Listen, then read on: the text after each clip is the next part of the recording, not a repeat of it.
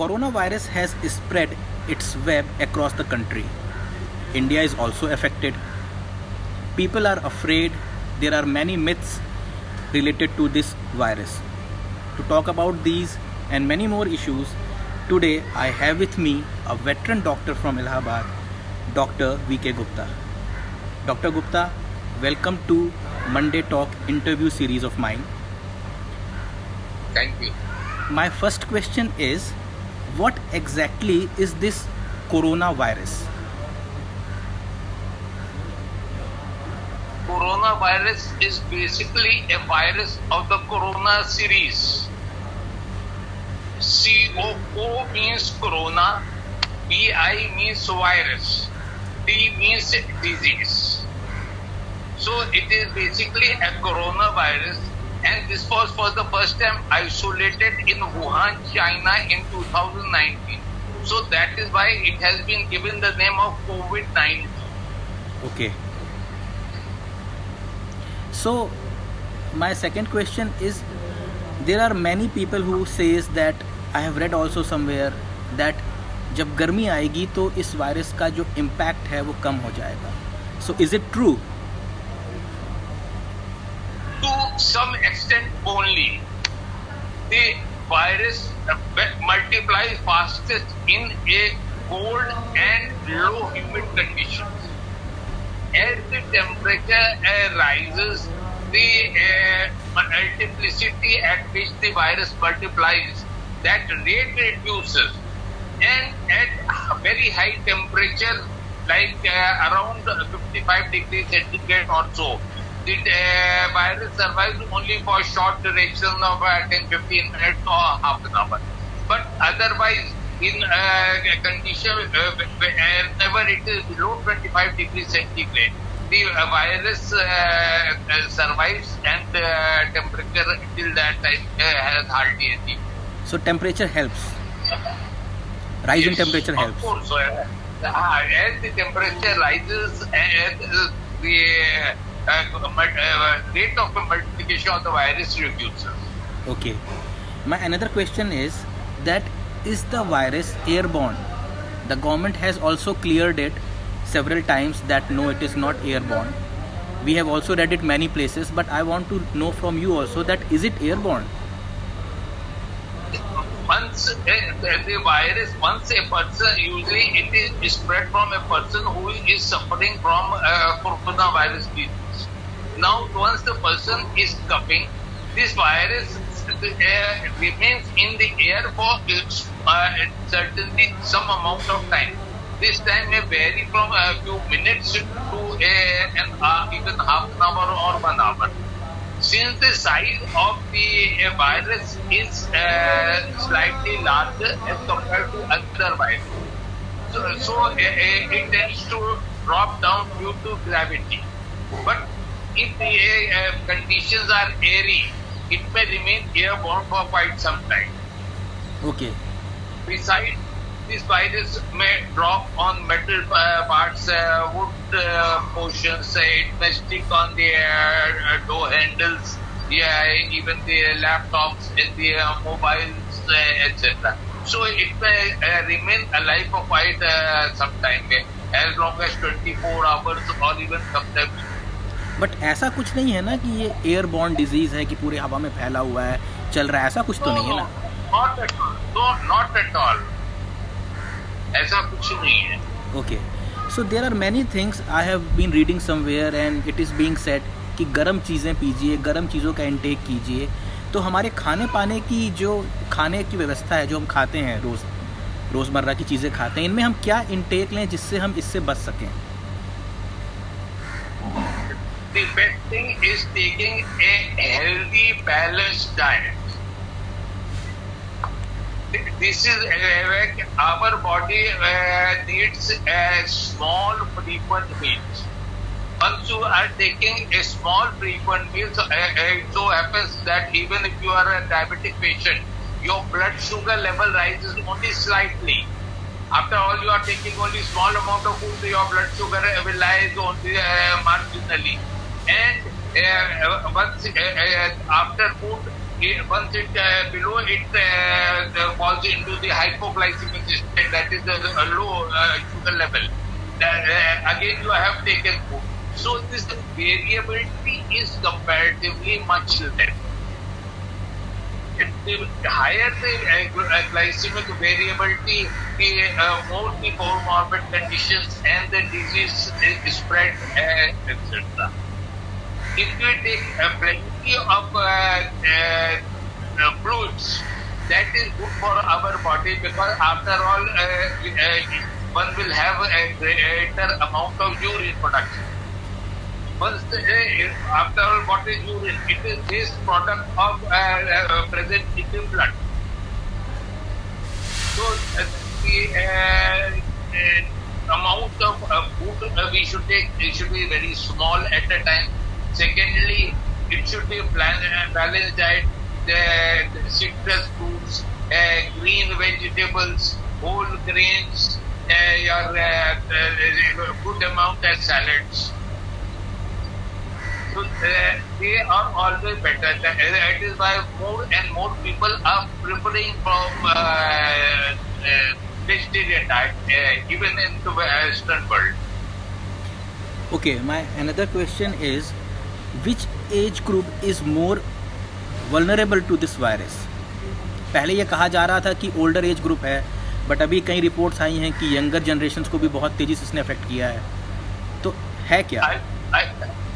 I would like to clarify that no age group is exempt. Each and every age group people are suffering from the disease. The problem is people who have low immunity, irrespective of what is their age. They are become victims of corona in greater numbers.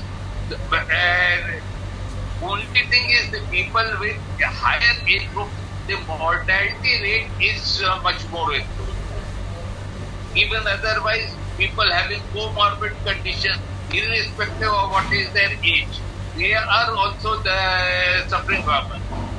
It is something like every patient can crash a week, every person can crash a week. Okay. My another question is,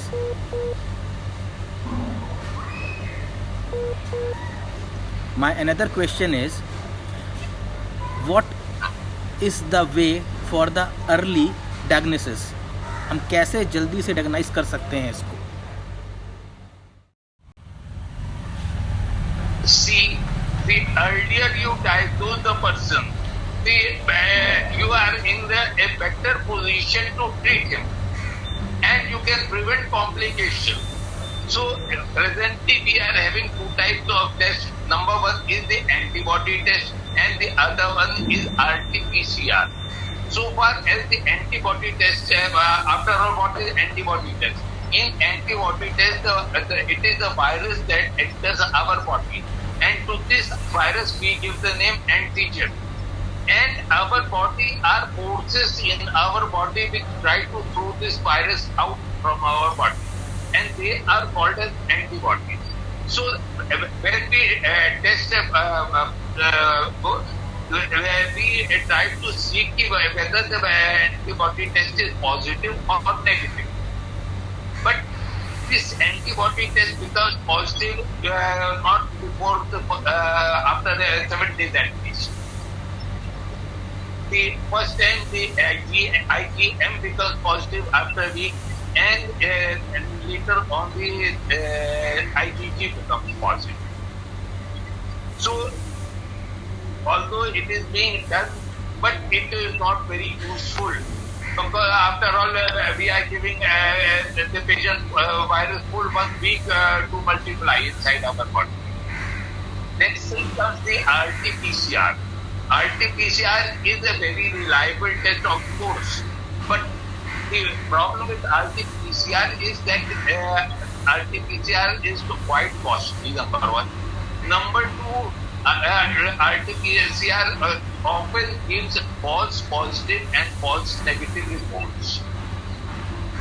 So I thought we should think something other than these two tests. So I came to the conclusion that whatever we think, at least it should be practical, it should be very cheap, so that I thought why not? We are having a very small equipment called as pulse oximeter.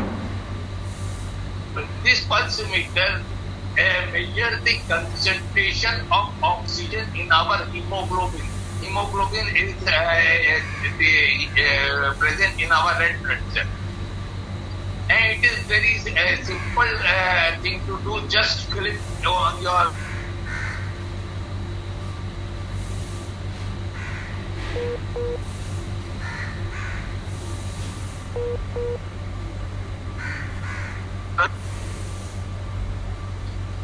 Yes, I'm listening. so I was talking that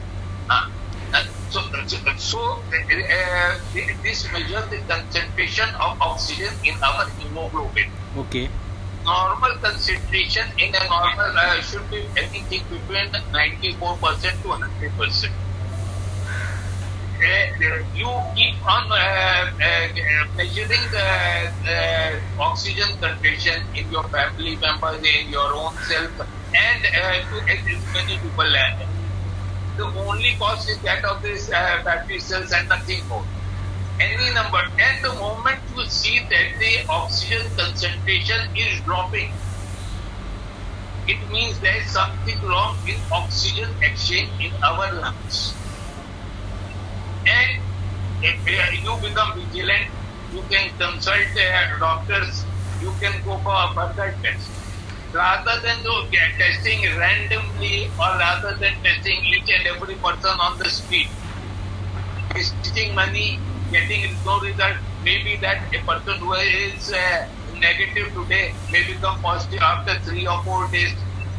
But with this, the moment you check, you can measure it twice a day or even 4 times in a day. And the moment you see, yes, the oxygen concentration is now below 90%. So it cautious and you start thinking, now let us go for further test.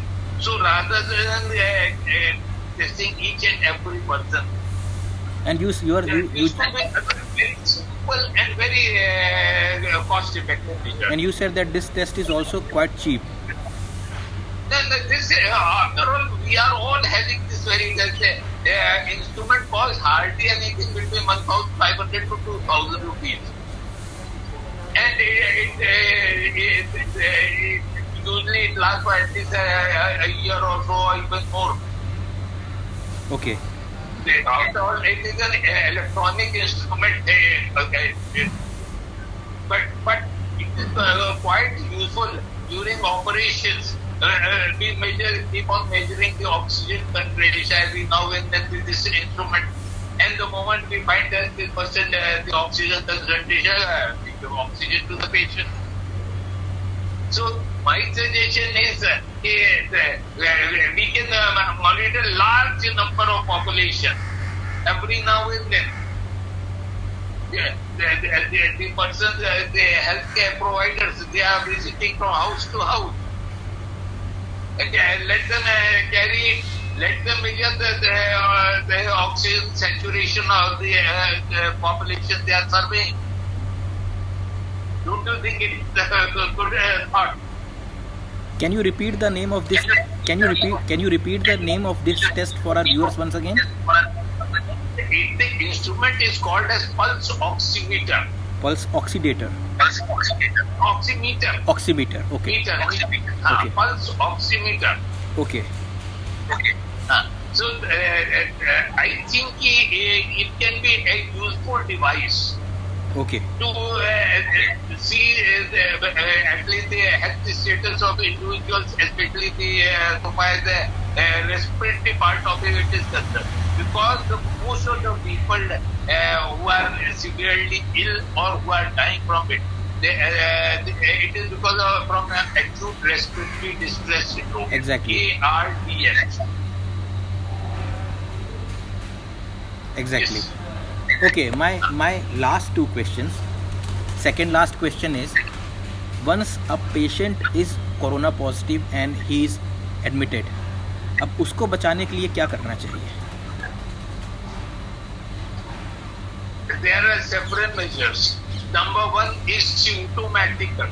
Symptomatic, if he is having fever, we must give medicines to control his fever. If he is suffering from cough, you try to control his cough. After all, most of the people who are suffering from fever and cough, and they are all having fluid loss.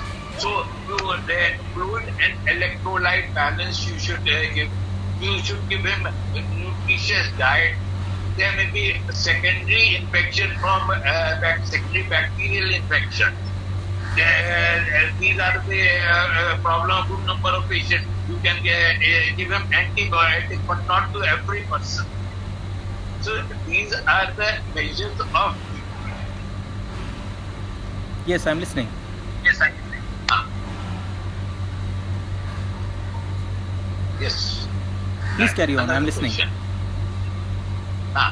Another thing is the nursing measures to be taken. I am of the opinion that a person who is suffering from coronavirus, she most of the time suffers from pneumonia. You must have also read on the TV and the experts have been talking a lot about that. So, why does this pneumonia develop? This pneumonia develops simply because the virus has entered the lungs. And in the lungs, there are small air pockets which are known as alveoli. Mm-hmm.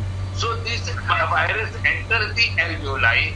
It multiplies over there because it gets quite humid condition and simultaneously food to eat, everything. So once it starts multiplying, there occurs swelling over in those areas. Whenever there is a swelling, there is fluid is discharged from the tissues into these pockets. Once there is collection of fluid in the pockets, the air exchange, that is again oxygen entering the blood and the carbon dioxide coming out. This process gets hampered. So, after all, we don't have confirmed antiviral drug at the moment. Remdesivir and others have been advocated, but they are only on the trial stage. I just want to say, if we nurse the patient by making him lie down in the bed over his stomach, that do you follow me? This is what we call pruning. उल्टा लेके पेट के ऊपर लेटना. Do you follow me? Yes, I'm listening. I'm listening. Yes, so if we make the patient lie over his stomach and slightly raise the foot end of the body, if we make the patient lie on his stomach and I can demonstrate to you.